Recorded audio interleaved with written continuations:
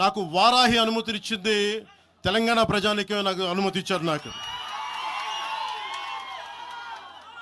అలాగే నాకు గత వైసీపీ ప్రభుత్వం మిమ్మల్ని ఆంధ్రాలోకి అడుగు పెట్టనివ్వు అంటే కోదాడ, నల్గొండ అన్ని ప్రాంతాల నుంచి వచ్చి నాతో పాటు అండగా వచ్చారు నా తెలంగాణ అన్నదమ్ములు, జన సైనికులు. నేను చాలాసార్లు మా నాయకులందరినీ అడగండి, మనం పార్టీని ఇక్కడ బలపెడదాం అంటే నేను ఒకటే చెప్పా,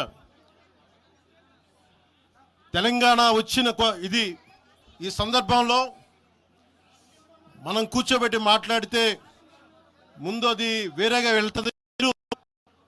తిరగండి, జనసేన ఆశయాలను తీసుకెళ్ళండి, ఆ రోజు సంగతి చూద్దాం.